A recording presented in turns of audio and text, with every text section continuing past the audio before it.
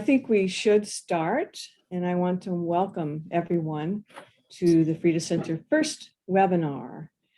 And I want to begin first by respectfully acknowledging that this webinar is taking place in BC on the unceded, traditional, ancestral, and occupied lands of the Coast Salish peoples, including the territories of the Musqueam, Squamish, Tsleil-Waututh, Quick-Wet'lam, Simiamu, and Katsi First Nations.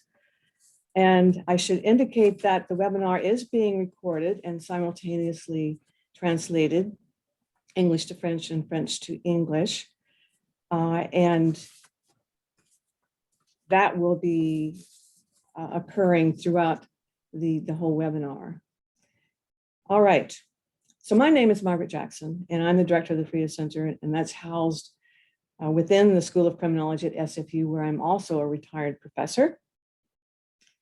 And today's webinar is based on a recently released report authored by Haley Hrymak, our presenter, and Kim Hawkins, the executive director of the Rise Women's Legal Center here in Vancouver. That report is entitled, "Why Can't Everyone Just Get Along? How BC's family law system puts survivors in danger." And I'm going to let Haley describe and discuss its contents in a moment or two. So Haley is Rise's research and community outreach lawyer. She also is working with the Department of Justice in developing a family violence screening tool for lawyers. And prior to that, Haley worked with the federal crown in Winnipeg and in Vancouver to gain extensive litigation experience. She holds a Master's of Law, a JD, and a BA in Psychology and Indigenous Studies. And before we do begin, I should provide a little more context here because the webinar, as I said, is the first one in a series of webinars and learning briefs that is associated with the current 3-year project that Frida is involved with. And that's funded by the Public Health Agency of Canada, or PHAC, whose own title is Supporting the Health and Well-Being of Survivors of Family Violence in Family Law Proceedings. And this is a national project, actually, that is being conducted by the Alliance of 5 research centers across Canada. And it's led by the London Center for Research and Education on Violence Against Women and Children, Hrymak, under Dr. Peter Jaffe's directorship. And so each center has its own community practice committee. And one focus then is the production of these webinars and learning briefs as a way of sharing current information across Canada, for sure. And that's, we have representation from across Canada today, but as important, and I think the other goal is as important for the local community of practice members for their awareness of what's happening and through the sharing of information to advance their own knowledge. So the logistics for today will be that Haley will present for about 45 minutes. Then we'll take the last 15 to 20 minutes for questions. Subsequently, there will be an evaluation form that we would like you to fill out for the webinar. And if you fill it out and submit it, you will also receive a certificate of attendance. So in addition, there will be an associated learning brief made available in the near future, and that will also be translated into French. And before turning it over to Haley, I want to quickly introduce the other members of the webinar functioning for today.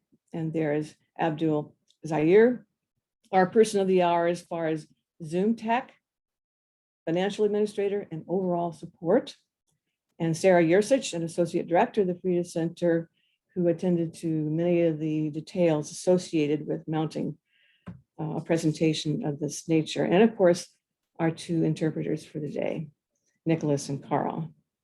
So the attendees will be muted throughout the presentation, and then we'll open it up for questions, both through the chat room, and if you're wanting to ask a question, you can raise your hand, and hopefully we can work out a balance between those two. All right, thanks. Over to you, Haley. Thank you and welcome to you. Thank you. Thanks so much, everyone, for being here. I'm going to be going through our research from the report titled, "Why Can't Everyone Just Get Along?" And I'll change my slide. There we go. Okay. No legal advice is being given. And this is part of the Alliance of Canadian Research Centres project supporting the health of survivors of family violence, with funding from the Public Health Agency of Canada. And a big thanks to the Frida Centre for organizing and having me.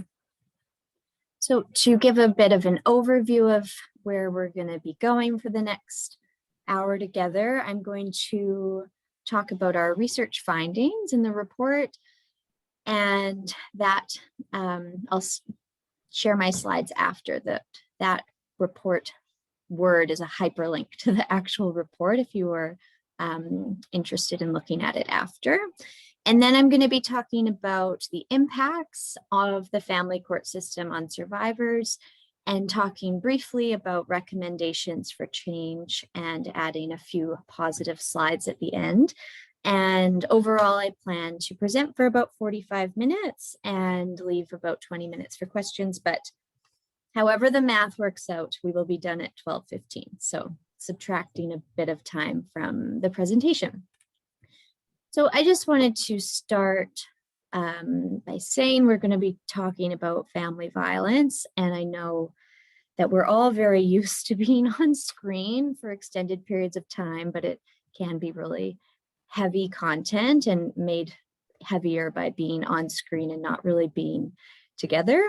So feel free. I know a lot of people have their camera off. That's great if that's what's best for you. And also just a reminder that this is going to be recorded. If you ever wanted to take a break and come back to it later, that's a total option for you. And I also wanted to just say that our research really centered on women's experiences in their relationship and their relationships with violence or that had violence. And our findings are all about heterosexual relationships with the violence towards women, but recognizing that violence takes place in all types of relationships by all types of people. So brief background, this was a research project with funding from Women and Gender Equality. So thank you, WAGE. It was a 3-year project from 2017 to 2020. And we went into the project asking, how does the legal system in BC respond to family violence? And we wanted to specifically look at what has happened since 2013, because in 2013 in BC, we have this new Family Law Act. And one of the biggest things that it did was it defined family violence in an expansive way and included psychological violence, sexual violence, and the witnessing of violence and financial abuse and different types of things for the court to consider when considering the best interests of the child. So since this has happened, we wanted to see how has that impacted the system and the people who are going through it.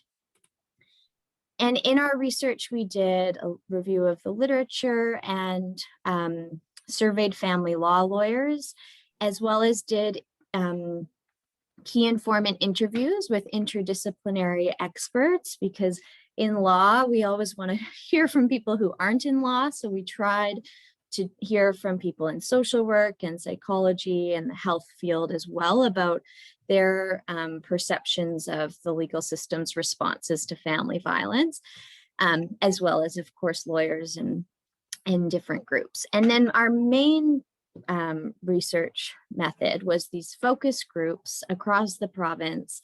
We ended up having 27 groups with approximately 160 participants, and those were people that had experienced family violence and gone through the family court system since 2013.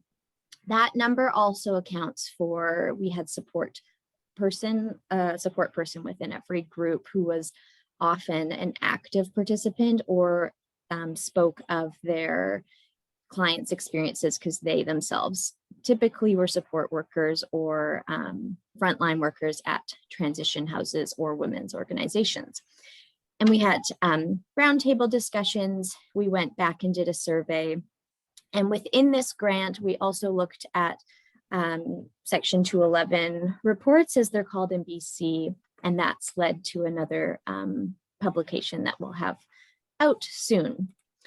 So this is just a slide that I used for us to all be on the same starting point when talking about family violence and violence against women. So this is what we knew before COVID-19, and we also know that within COVID-19 pandemic, violence has increased in severity and incidence, as well as the different types of violence, intimate partner violence. But just to start to say, 1 in 3 women experience intimate partner violence, and about 48% of marriages end in divorce. And there's likely a lot of overlap in those numbers, meaning that family law lawyers and family law professionals are frequently working with survivors of violence. The period a survivor interacts with the family court proceeding is dangerous. So women are up to 6 times more likely to be killed by an ex-partner than a current partner, and over half of all intimate partner violence occurs after the relationship has ended. So just to highlight that when people are going through family court, family legal system, any type of end of relationship, this is potentially a really dangerous time. So the people who are working with them in that need to be aware of that danger and have the appropriate responses. Our key research findings, just to summarize, is that the myths, stereotypes, and the patriarchal system that is currently in place puts women and children in danger. Overall, there is a lack of understanding of violence and family violence, and the system is inaccessible in terms of costs, barriers of representation, and litigation abuse. So broadly, I wanted to give you our conclusions at the beginning, just in case, lunch sets in later. But so broadly, our #1 recommendation is for education for everyone in the legal system, primarily police, lawyers, and judges. And this really hinges on everything I'm going to talk about, because the lack of understanding of violence against women means that the legal system often makes their situation more dangerous. So I've taken this description from Dr. Peter Jaffe's work because it really outlines everything I'm going to talk about in what we found. And it's so succinct and no point reinventing the great wheel that's already been invented. So this is the 4 stages that he found when women experience reporting a history of domestic abuse in family court. So first, not being believed, and then maybe being believed, but the violence is minimized, and then being told it's an adult issue, not related to children, and lastly, get over it and co-parent and put the past behind you. And just to say to recognize sort of the experiences of so many people, I would say that a lot of people I spoke to never got to the 2nd stage. They just didn't have their violence believed, and that was where it ended. And a lot of people didn't have the last step of that, where they didn't ever have it recognized what kind of impact that violence had on them or their children. So a huge piece of it was women describing that it was really difficult to have their violence acknowledged in any event, but when it came to non-physical violence, it was that much more difficult to have any recognition that it was violence or what kind of impact it was having on themselves or their children. So that includes the psychological and emotional abuse, stalking, threats, the financial abuse, as well as abuse of the legal system. And I wanted to just highlight how difficult it can be going through litigation when you're the other party is using the system to abuse the other parties. So litigation within family courts is often used by the abusive party to continue being in a position of power and to continue the abuse after the relationship has ended. So people often do not understand that for some dads, custody is about control, is what one of the experts told us. For example, men pursue custody of the children upon the breakdown of the relationship, but have had no prior parenting up until then. And one woman told us, he lies and harasses me through court orders. The court ordered me to give him my address. I'm not giving my address for my own protection. And she described that she had been threatened to be fined because of this. And I just also wanted to add that often people are encouraged to do alternative dispute resolution, such as mediation, which for a lot of people that works great, and people, including people who've potentially experienced violence, can do that mediation process in a way that works better for them than any other process. But a lot of people, and I think there's sort of a view to anyone who goes through litigation just doesn't understand there's other options. But a lot of people are in litigation not within their own choice. They have been put there in a way, and they don't have a choice to do anything else, or they know that there isn't any other option. And I think that that's an important piece to sort of raise some attention to, because there's a bit of, sometimes I think, a stigma or a notion that people are there just because they don't understand there's other options, when in fact sometimes people are there because they do not have any other options because of the other party they're with. So women often describe not, when they went to get help, they weren't believed. So that one woman said, my lawyer told me I presented horribly in court and to let it go because nobody is going to believe you. It sounds like you're exaggerating. And one woman described, once you've been victimized or been the victim, it falls on you to prove it, but you don't just prove it once. It's like continuing over and over and over again. It's never just a one-time deal, say your story and walk away. So as a result of not being believed and having their experience minimized or ignored, women ask for what they think they might get instead of what they actually need. And there's, from the very first step of often of when the legal system is involved, they are trying to rationalize and look reasonable and responding to this notion that they are not, their story doesn't have credibility, they're not going to be believed. Okay, what may be believed? And they work from that. And in a survey to our family law lawyers, one lawyer said, there's a disconnect between family violence and parenting rights. My experience has been that one parent can harass, intimidate, and scare the other parent and even breach protection and conduct orders and still have full rights and responsibilities to a child of the relationship.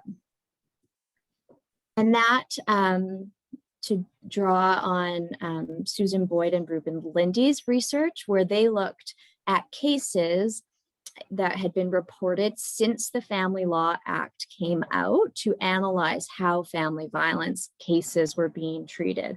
So they found that the definition of family violence had made a positive step. Judges were taking a more nuanced approach to understanding what violence was and how it was to be defined. And that's what they found looking at the cases. However, they found that once it was identified, family violence did not necessarily lead to protective orders.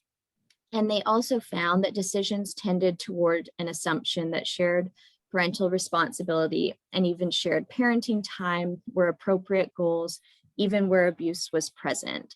And that is consistent with what we found as well in our research.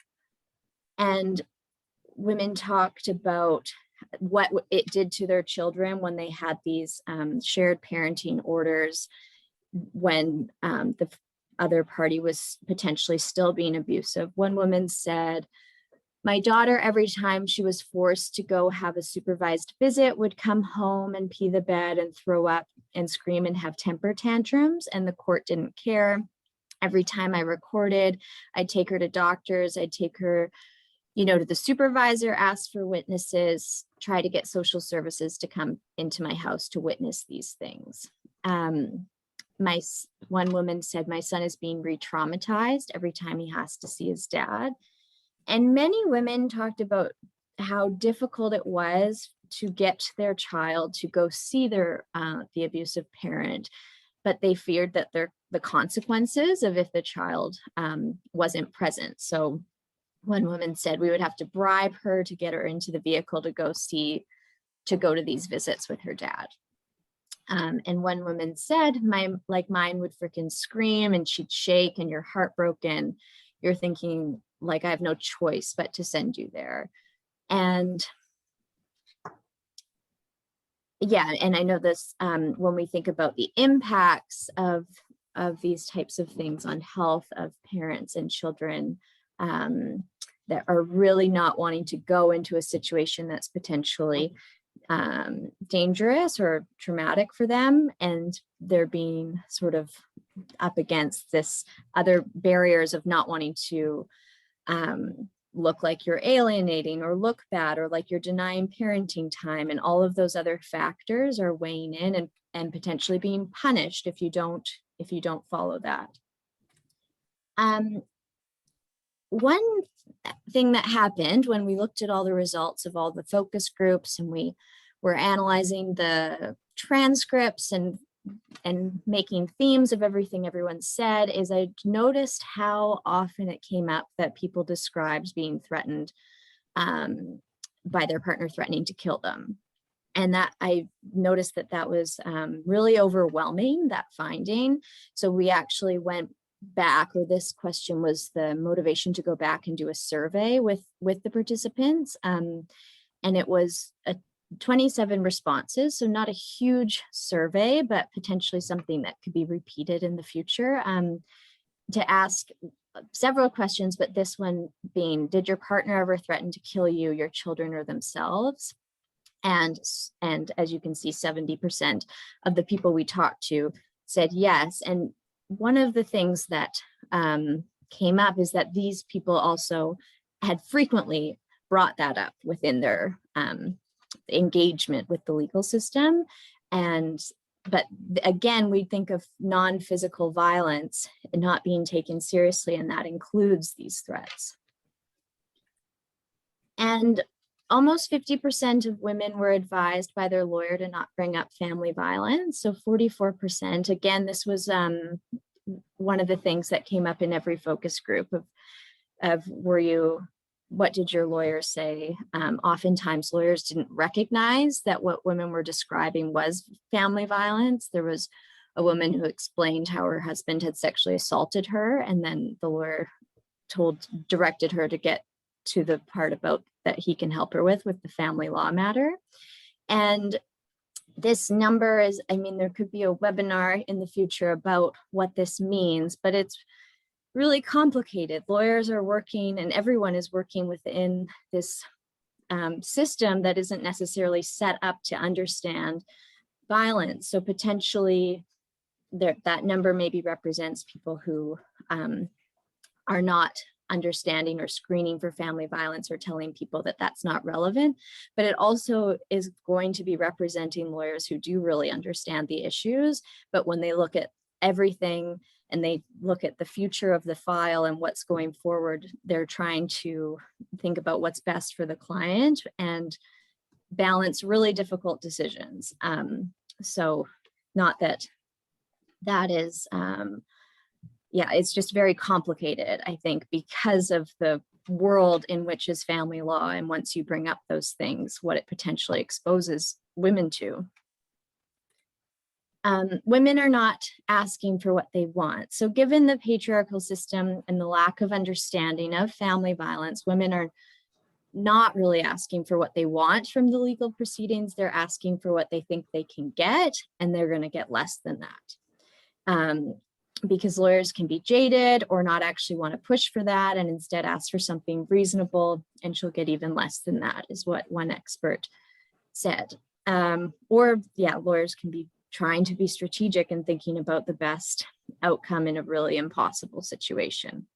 And people discuss working in an unpredictable system as well. So an example of this impact of trying to look reasonable, women spoke of the vulnerable position they were in going through the court matters. So in some cases, they felt like this process put them in a more vulnerable position, and often gave examples of these forced family case conferences where they met often with a judge to try and resolve or narrow the issues within a 1-hour meeting. And a lot of discussion was happened around that. So one woman said that she was really scared about having a family case conference because he was still really abusive. And so I asked if there was any way around it. And her lawyer explained technically yes, but in practice it doesn't work because it'll just make mom look unreasonable and bad unless there's a multiple assault convictions. It is likely you're going to get out of it, is what she was told. And again, just this emphasis on it. Why can't everyone just sit down and resolve this without recognizing that that can't work for everyone, and it can actually be really dangerous for some people. This is someone who is other party is still being really abusive, and the last thing that is going to work for her in that situation, according to her, was to try and have a 1-hour discussion about it with him. And so there, what I found really overwhelming as well was that there's often this notion that there's just not enough evidence. It's he said, she said, it's really difficult to bring these up, and that's absolutely a factor and true. But a lot of people described the evidence that was just completely dismissed at some point or another, including police records, health records, witnesses, and these types of things, even to get to the point of being believed working with one of the legal professionals. So not necessarily to amount to a criminal trial, but we're just talking about getting believed and trying to find out the best interests of the child. Parenting arrangements often. So one woman said, my ex is extremely crafty. He would never hit you. He would never touch you, just to say I'd never laid a hand on her. But even with evidence, one woman said, I had document after document showing evidence of abuse. And it all came down to the court saying the kid needs a father in their life, but he hadn't been in their life for years. And when he was in their life, he abused all of us.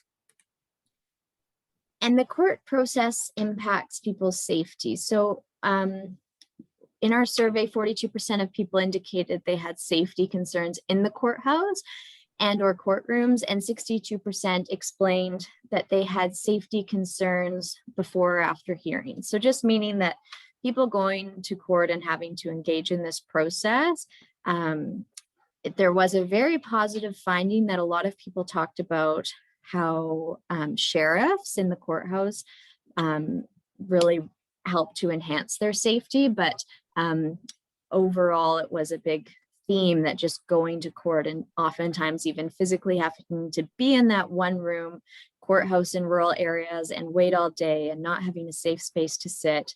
The court itself was very unsafe, and it impacts people's financial stability, housing, and employment.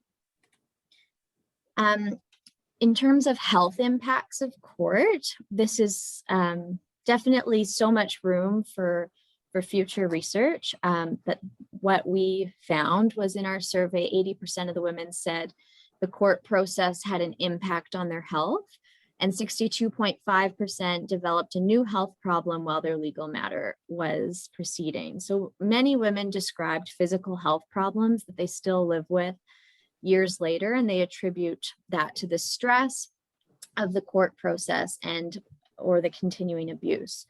And there were a number of women whose mental health had such a decline that it rendered them permanently disabled and unable to continue working. And one woman experienced, she had developed PTSD, and she explained, I had experienced trauma before, but the high stakes and forced proximity of the court process was too much for me. And she attributed her PTSD to the actual court process itself. We had the great opportunity to travel to a lot of rural areas in BC, and there was some specific challenges, of course, within rural areas, and the court delays were extreme for a lot of communities, and the limited public transportation. A lot of places described what the fact that there's no longer a Greyhound bus and there's really no public transport options available. A lot of people out of necessity hitchhiked and put themselves in danger that way.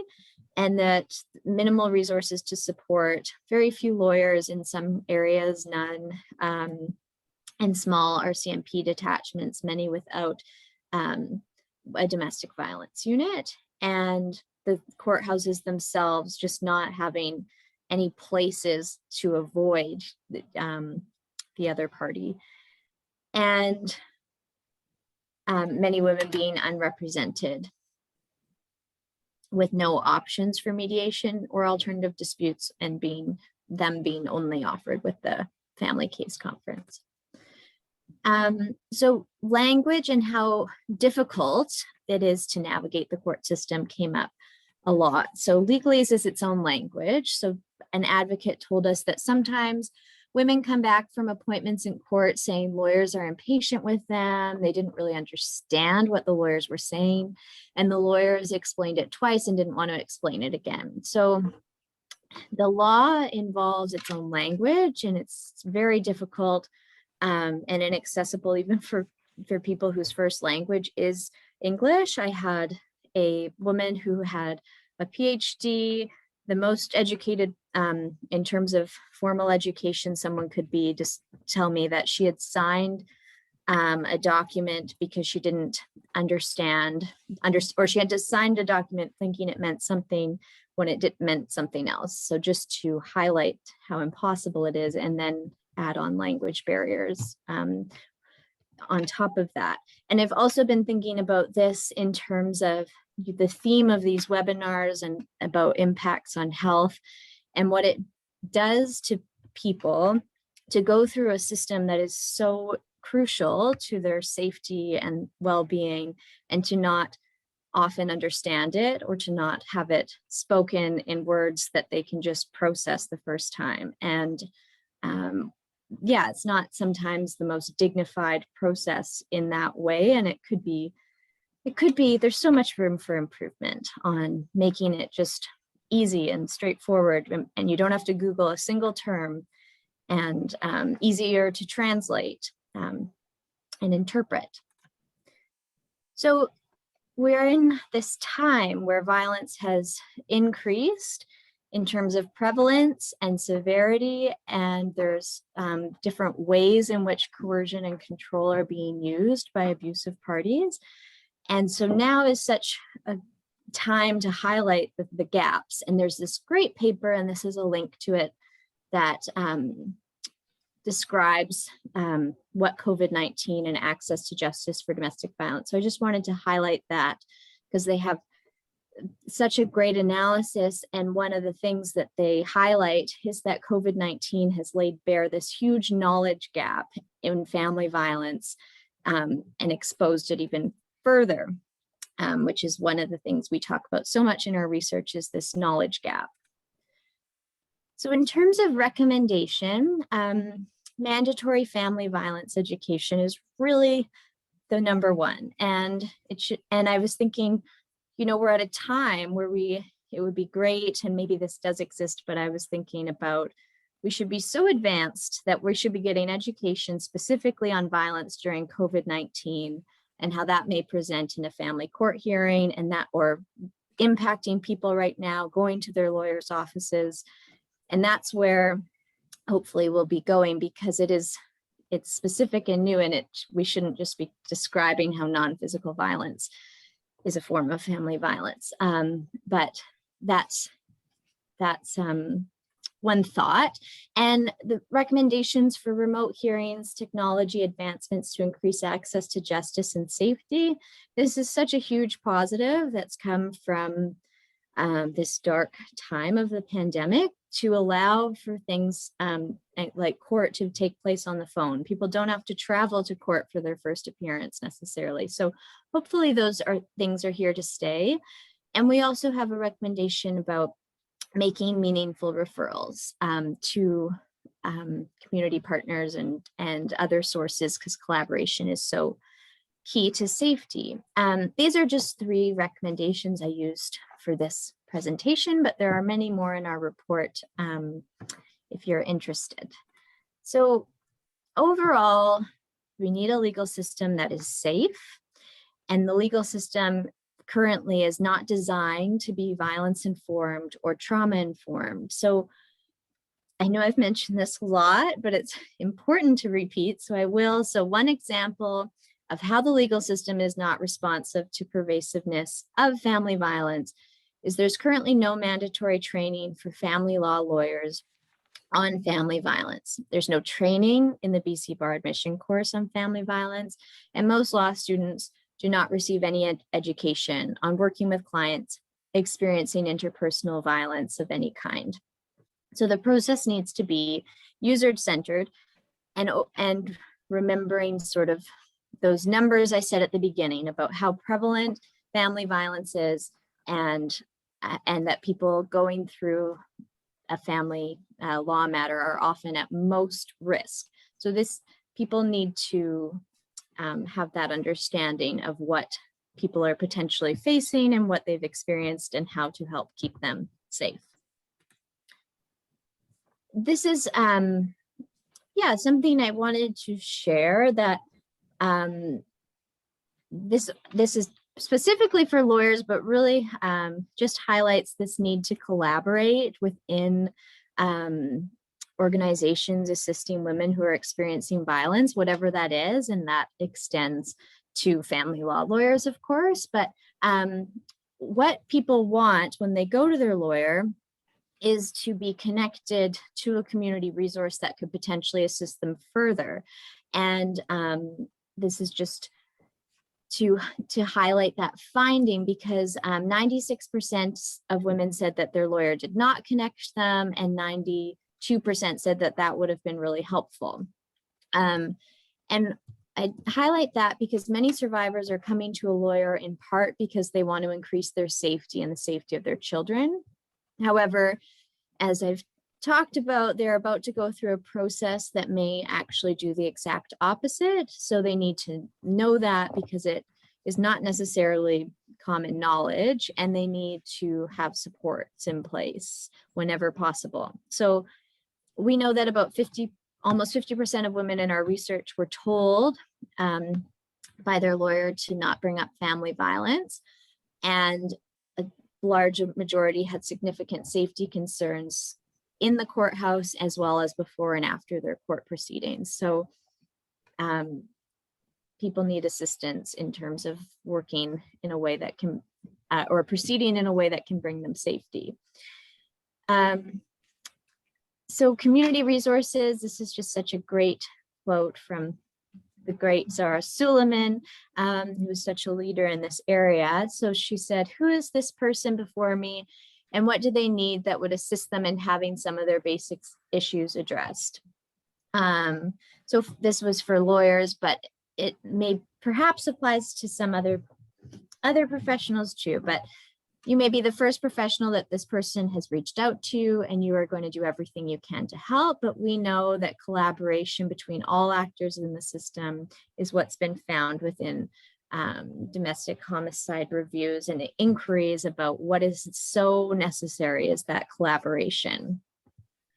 Whenever possible, assist women in connecting with an advocate or support worker, because our research has highlighted the immense benefits of the work of frontline advocates. They truly save lives, and women told us that repeatedly, that was the reason they were still here, is they had a frontline advocate support worker with them who really understood and got it. So these are often the people who bring some continuity to a family law matter and stay after legal aid hours are run out. And advocates are experts in working with survivors to create safety. And this is the exact expertise the legal system lacks. And just a few positive notes, because it can seem very overwhelming when we talk about systems that are potentially more dangerous, but people talked about the individuals that provided them empathy and how much of a difference that made, and ultimately potentially increased their safety. So when people were treated with empathy, when they had support workers, when they felt empowered, and things like when they had someone take the extra time to explain to them what was going on. And oftentimes people talked about when people believed them. So we are the gatekeepers of this legal information, and the more information you impart, you have left them in a better place as they move ahead with their legal matter. From Zara Jamale, who was very generous to give us an interview with her expertise. So 2 key takeaways. Family violence is complex and frequently lethal. Education on it needs to be mandatory, and we all need to be continually working towards expanding knowledge on it to increase safety and change the legal system's response. So the legal system needs to have a growth mindset when it comes to reflecting, but I think the more of that everyone within it has, the better off it will serve the people accessing it. And as a family law professional, someone doesn't need to know everything or be everything to the person. There's ways to connect clients to assist you, and there's other lawyers in this area doing that work, or other academics, etc. We have some more publications coming forward that I just wanted to share. Section 211 Toolkit that Kim Hawkins and I worked on, that Kim is just finalizing now, and that'll be ready for the world. And then a report that was led by Zara Suleiman. And we also are developing a family violence training for lawyers that stems from all the findings from women's experiences.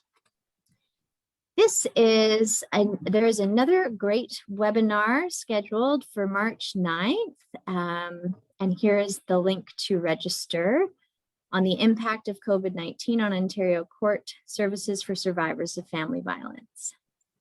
And that is it. I really hope to be able to talk to some of the participants in the future. And I know this was really short and brief, but if you did have any other things you wanted to learn more about, our report covers a lot of information, and I'm happy to talk anytime. So thank you. I'll turn back to you, Margaret.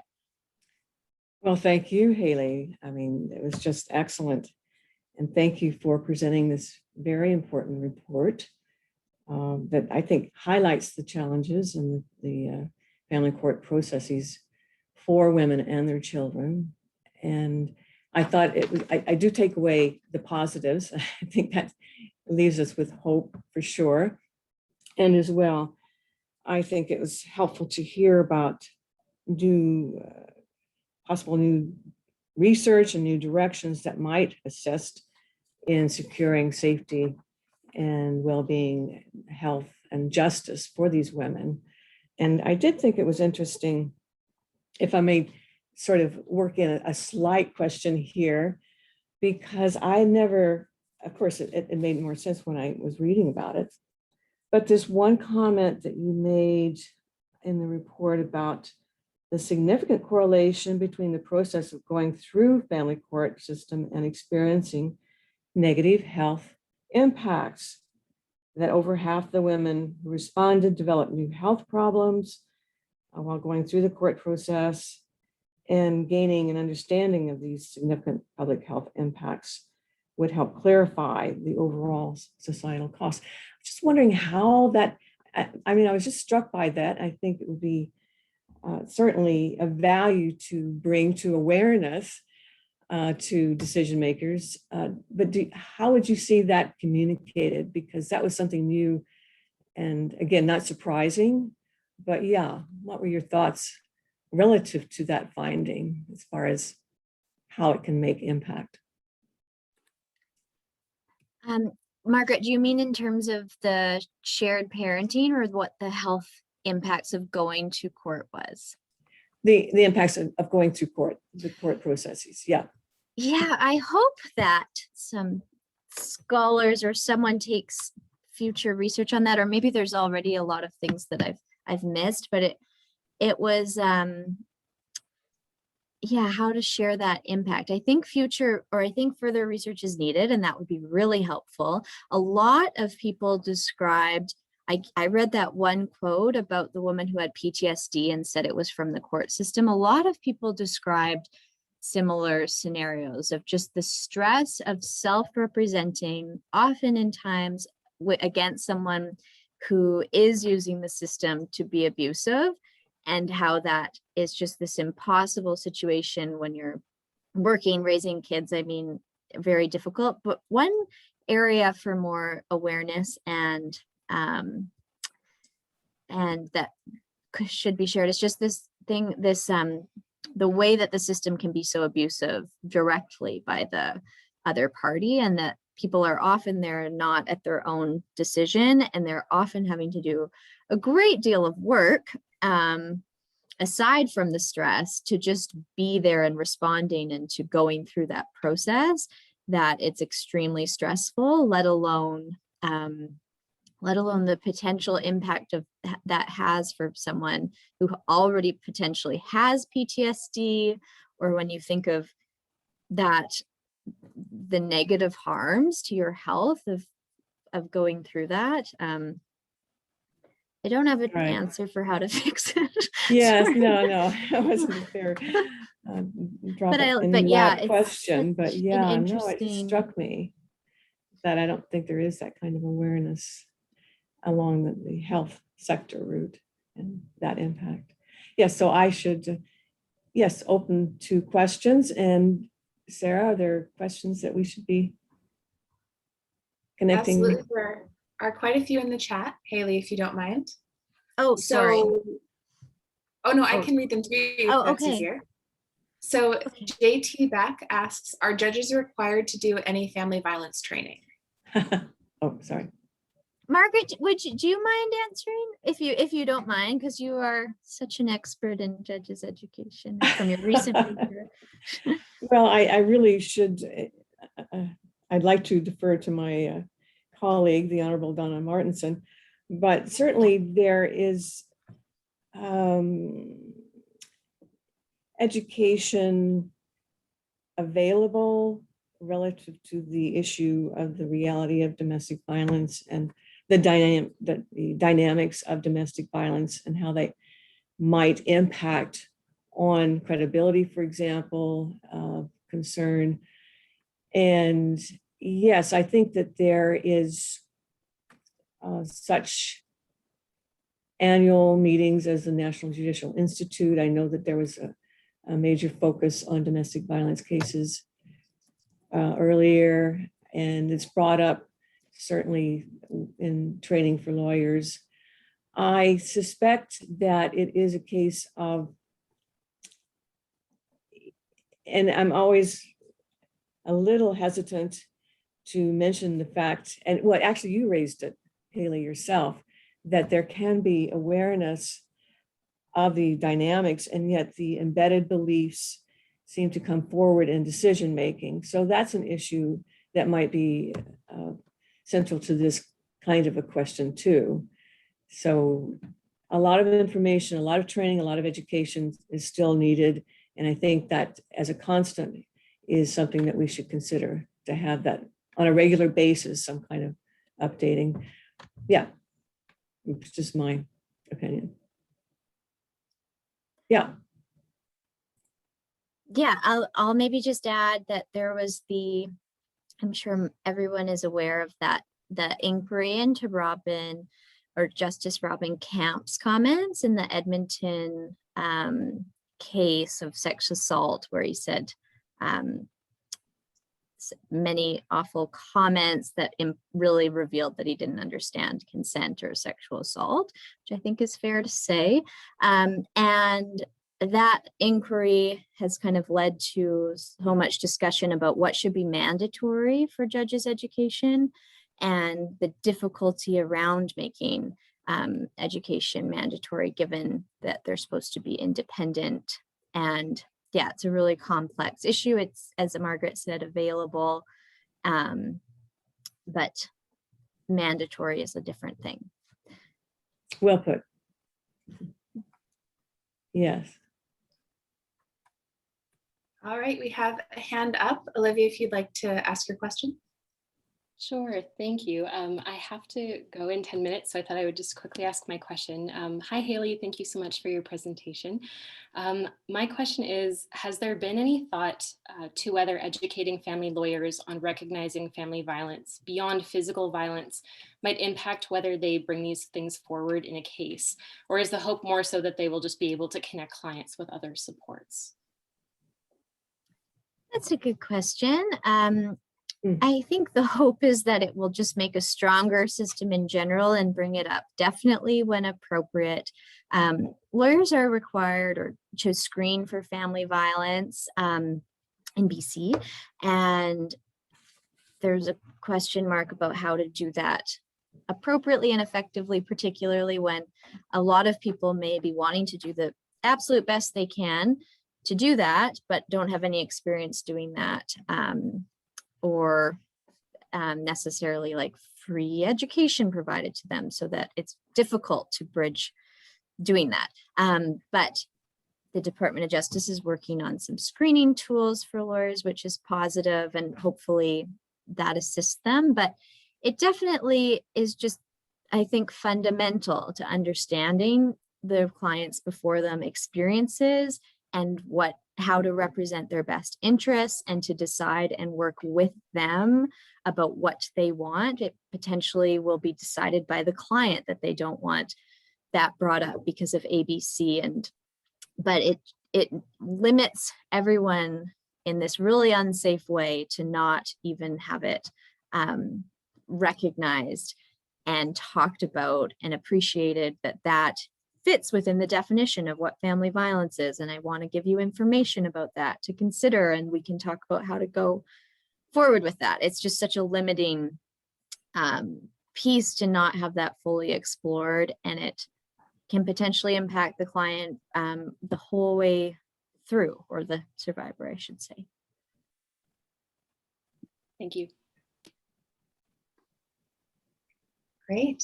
There's another question from someone in the chat. Rita has asked, did you find some survivors seeking family law protection orders in the place, or to be in place after the criminal order ends?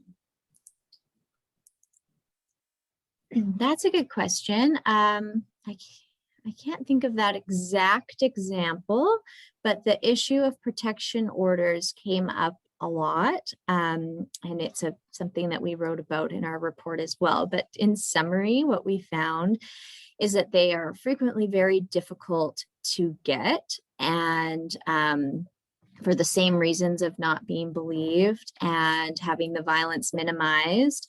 And we've found that oftentimes courts are reluctant to hear matters ex parte, which means without giving the other side notice, because there's sort of a presumption that that's not really fair to do things without the other side. But the way it was legislated in BC is to explicitly allow that, so that no one has to serve the other party in order to make their application. So because that's such a dangerous act. And then the person gets notice following the order being made. So we found that was often difficult to get. And then we found that orders themselves are often very short. So you can get a protection order for a week or two potentially, and then have to come back and explain why you still need it or why it's not going to expire, which is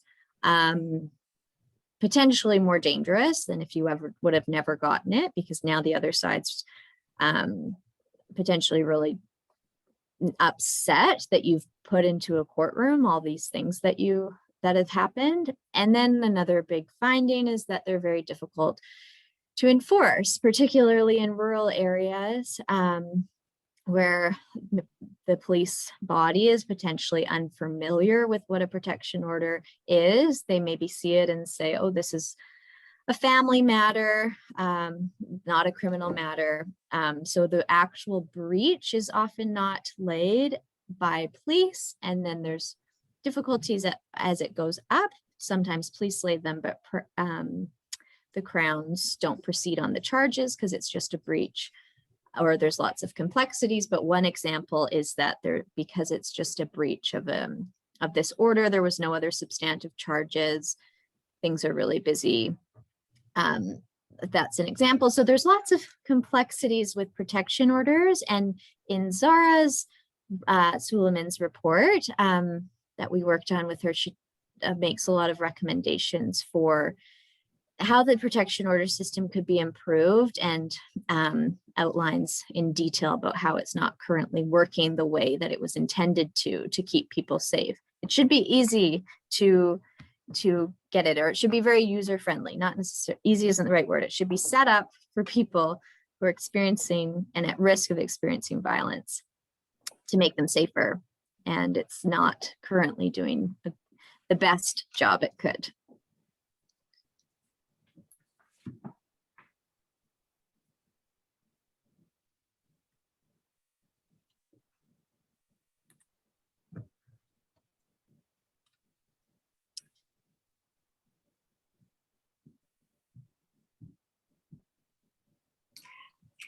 Sorry, I just got kicked out.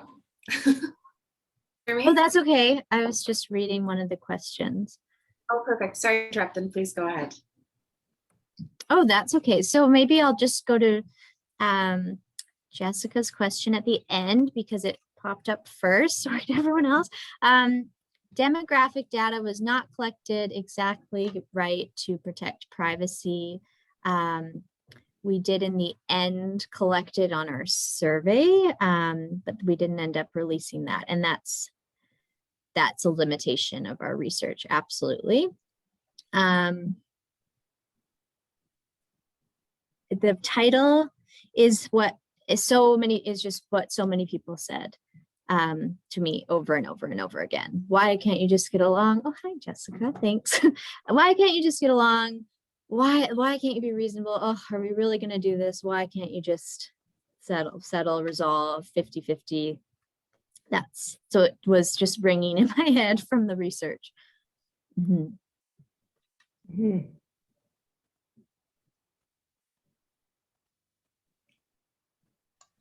Thank you. Thank you so much, Haley, for your presentation today as well.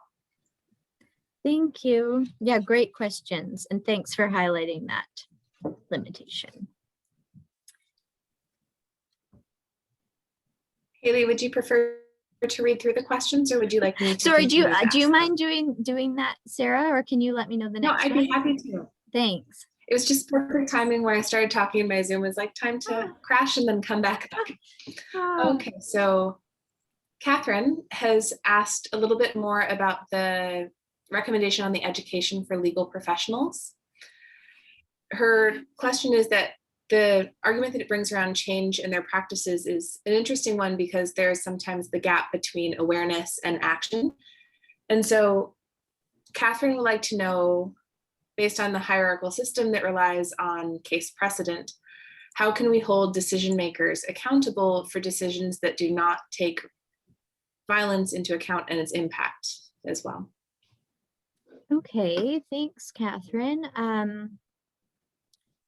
Yes, there is a big gap between awareness and action. And that was one of the things that's a great way of putting it, because that's what I think about when I look at that 44% of lawyers told their clients to not bring up family violence. And I don't think that 44% of those, or that 100% of those lawyers were unaware that there was family violence.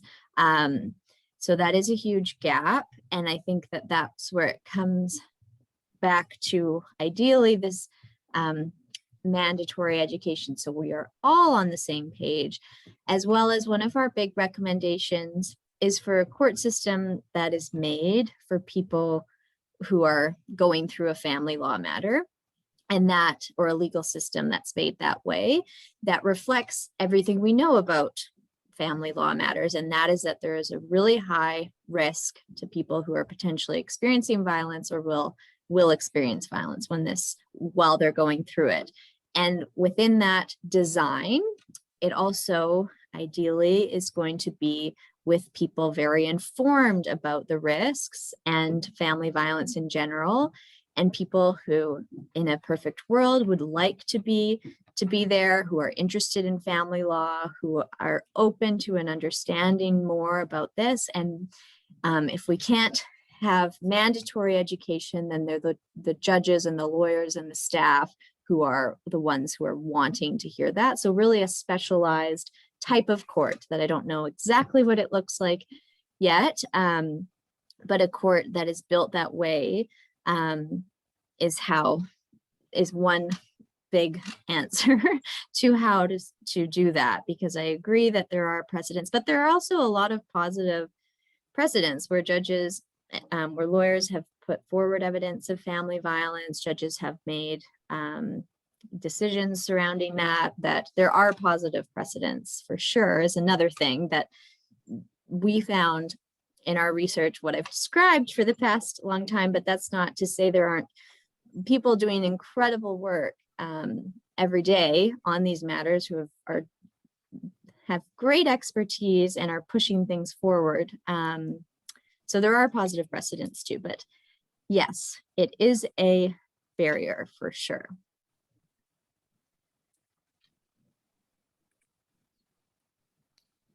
Great, thank you, Haley. So we have another question from JT, who says the evidentiary burden is a real issue. How can lawyers best advocate for clients in court where there is little to no evidence of family violence? For instance, convincing a judge that a protection order is necessary, or how the family violence impacts parenting arrangements when there isn't much evidence. That's a really good question. It's very hard. Are there any other lawyers in the group who want to answer? It's really, yeah, all I know is that it's very difficult, and that if JT, I know that you're probably wanting something more than just saying, I bet you're doing a great job because I know your work, but yeah, I don't have anything off the top of my head, sorry, but maybe I will think of something after I can talk to some more lawyers with thinking about that and email the group if I come to anything. Zara, great. I mean, can you hear me? Sorry. Okay, I was just going to add, because I also know JT does great work. And what I would say is that I think it's a combination of two things. I think one is that, part of our role as lawyers is to center the allowable evidence, which is subjective based, which is, does this person have fear? Does this person feel unsafe? And then I think there is some actual both case law and basis in evidence to talk about the subjectivity argument and evidence, because that is the first person evidence of this human in this witnessing process that says I'm unsafe, and these are the reasons, and that unsafety informs all of these pieces. So that is definitely tempered by the other evidence that is often required by the courts, but I think largely is what we're going to have to engage in more is a real cultural shift in terms of the law, and a real ideological shift about evidence, because many people, and the Honorable former Justice Martinson speaks to this around the notion of evidence, and sort of there's I think a gendered impact around credibility and evidence that needs to be dismantled. Because I think it really harms the ability of what survivors of violence are allowed to put forward as evidence before the court and have it validated. Because all of the other systems are not going to necessarily collaborate these very private acts of violence that are occurring, or even public acts of violence, because they're seen in a private sphere. So I think it's a combination of two things. I think we have to somehow like use the language that's there in the legislation creatively and demand certain things before the court, that they have to look at this as evidence and valid, and if they don't, what will occur. And then at the same time, I think we need to fundamentally dismantle and recreate some of the evidentiary pieces around what evidence looks like from a survivor lens, and from the lens of what the family court should be permitting as allowable and giving validity to. So those are my comments about that. Thanks, Zara. And that was so great and helpful. But one thing that reminded me of is in one that I had, I was thinking, or I talked to, or you also have to talk it out with other lawyers who give you that culture reality check, because I was saying how difficult it was to show the evidence, and then realize that every time this person has an exchange, the child is going to witness the violence between the parents, therefore it's direct violence, and you get so in your own bubble of how there's no witnesses and there's no things, and it's just the act has allowed these things to be defined as family violence because they are, and we can't sort of censor that subjective evidence piece that is sometimes all you have. But yeah, thanks, Sarah. That's great, thank you. There is one quick non-content related question I just wanted to confirm with you is, Pamela joined a little bit late and is wondering if, in addition to the recording, if your slides will be made available? Yes. Great. No problem. Happy Great. to share them because there's those links in them. That's perfect. I was going to say that seemed very handy. Yes. So I'm going to give other people a chance to kind of post questions and raise their hands, but I had one for you if you don't mind. So you talked in your presentation a little bit about kind of the legal language barrier, and I think that's so important to consider for both native English speakers and people who have English as an alternate language, be it their second, their fifth, or beyond. And I was wondering if you could talk a bit more about some recommendations you have for really supporting people who struggle with that language barrier and encounter that when they attend family court. Yes, which would you like? Or yes, sure. I'll talk about that, and just talking firstly as sort of the example I gave of the woman with the PhD who was white, and she defined herself as like middle to upper class privileged, but in a situation where she couldn't avoid a lawyer, afford a lawyer. Avoid a lawyer. Okay, afford a lawyer, and that she signed this agreement thinking it meant something, and it meant something else, and that had a huge impact in her life. So yeah, it would require a great deal of work, but also the motivation to take this private world we all live in the legal system, and to totally just flip it upside down and say, is there any other way that we can talk about an affidavit? Because do we need to call it that? Can't we call it like a statement that is sworn, or just easy language that is easier to potentially interpret and translate as well? Because when you start with the language that it's its own language, that people who English is their one and only are still struggling with, it just adds this barrier. Then we need, because interpreters and translators should always be available and provided and free, and we need to make things accessible. But when you get to work in a legal language, they have to be people who are qualified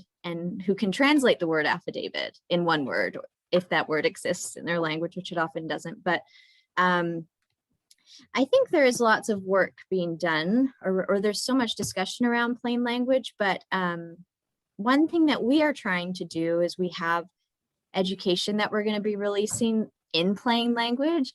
And another thing, because I'm very interested in this, but I also am very bad at it, because we learn in legalese and we learn how to speak, or I use 5 words to say something that should just be 1. And I really apologize to everyone, but it's something that isn't natural because of the way we've been trained. And it takes an active step. We are looking at getting training on how to write in plain language, which just describes and highlights that it is really its own skill that one needs to devote energy to. But I don't have, that's sort of my initial thoughts on it, but really interested in it kind of going forward, and when we think of a user-friendly court, what language we'll be talking in.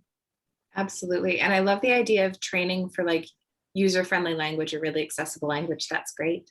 Mm-hmm. We have a question in the chat building off of Catherine's question. And the question is there any recommendation about accountability? I agree that training is needed, but I also believe that accountability needs to be in place.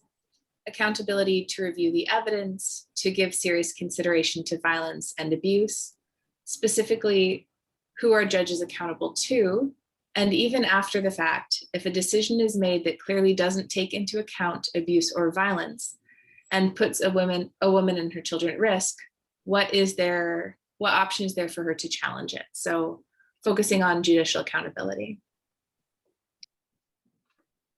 Yes, thank you. So if a complaint against a judge would go through the Canadian Judicial Council. So that is who they are accountable to, I believe. And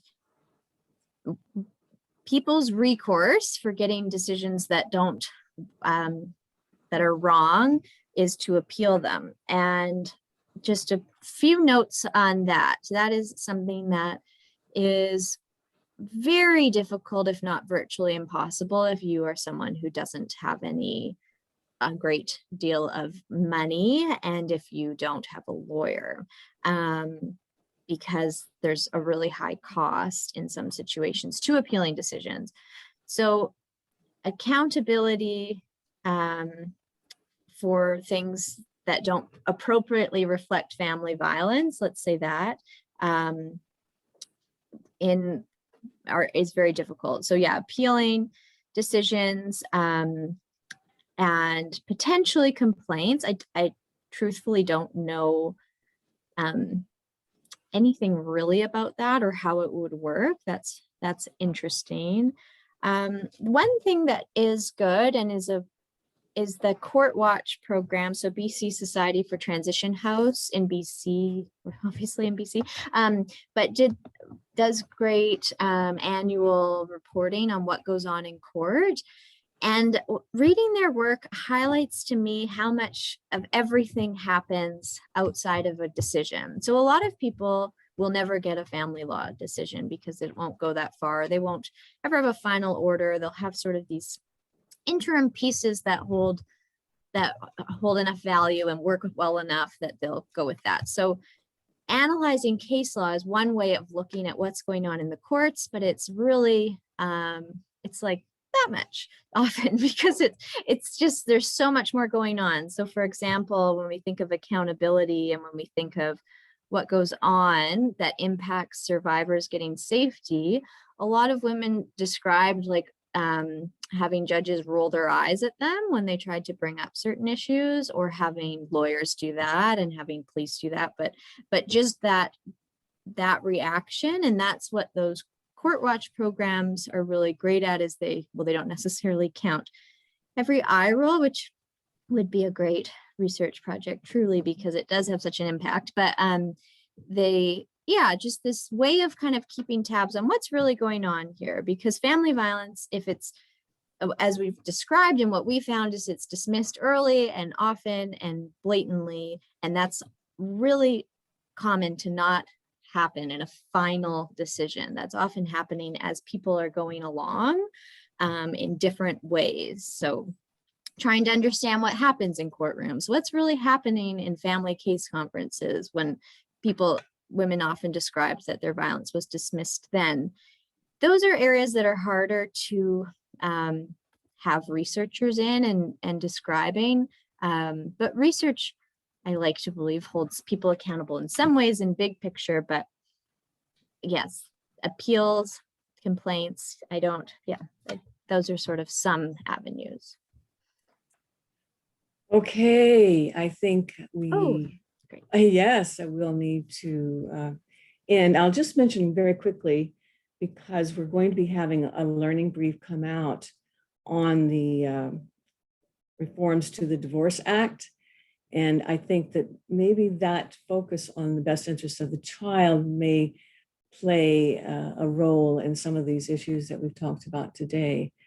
But we really must end now. And I want to thank all of you who attended and participated, and especially Haley. That was a great job. That was a great presentation. Very well done. And thank you for that. It was quite an engaging and timely report in and of itself. So that was of value also in terms of the timeliness that we assumed here. All right, let's see. Yes, oh yes, just the final point about the reality of this having implications for other jurisdictions across Canada in terms of the commonality of the issues, but also in terms of the sharing of these ideas for future research and future directions. I think that's been invaluable. So thank you again. And Haley, if you have a final word, then that's fine if you'd like to. I was going to thank you so much, as well as Zara, for answering the question, and thanks for reading the questions, Sarah.